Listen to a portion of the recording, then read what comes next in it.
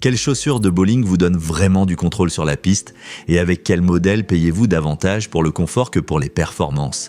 Nous allons passer en revue ces 5 modèles du meilleur candidat au moins convaincant. À la première place, on retrouve la Dexter.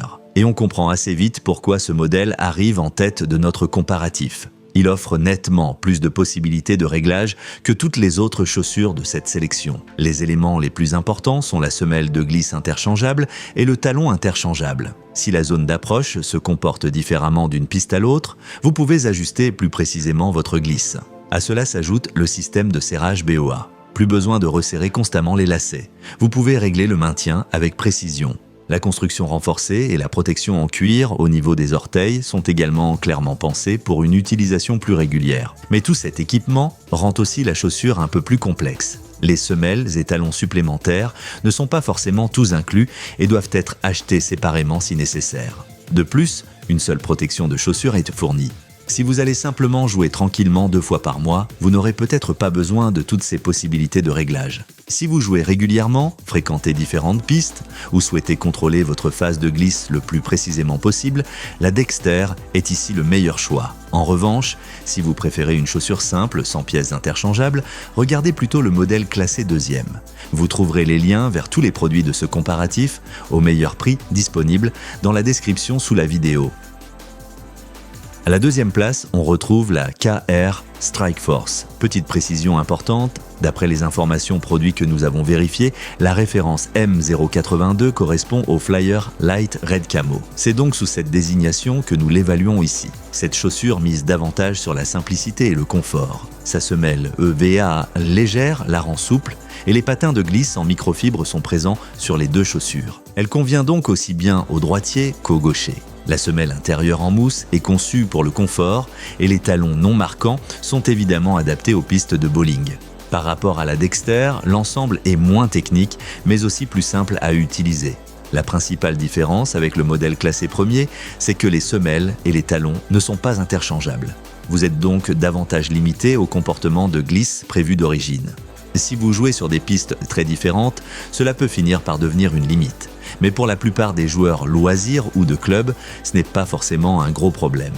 Si vous cherchez une chaussure de bowling légère et solide, sans avoir envie de gérer plusieurs semelles interchangeables, la KR représente un bon compromis entre confort et fonctionnalité.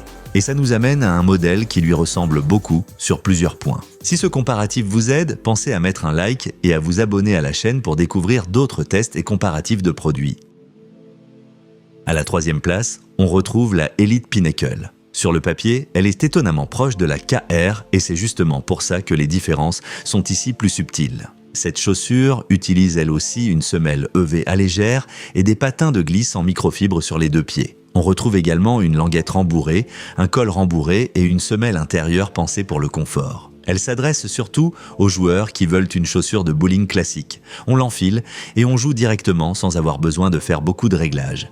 Mais là encore, les semelles et les talons ne sont pas interchangeables. Par rapport à la Dexter, les possibilités d'ajustement sont donc nettement plus limitées. Et face à la KR, on trouve moins d'éléments supplémentaires clairement confirmés, comme la construction Strobel indiquée sur celle-ci ou la garantie de 2 ans clairement annoncée. Ce n'est pas rédhibitoire, mais c'est ce qui sépare les 2 modèles dans notre classement. Si le confort et la simplicité comptent davantage pour vous que les réglages précis, la Pinnacle est un bon choix. Si vous recherchez en plus une chaussure particulièrement légère avec une tige plus respirante, le modèle suivant propose une alternative intéressante.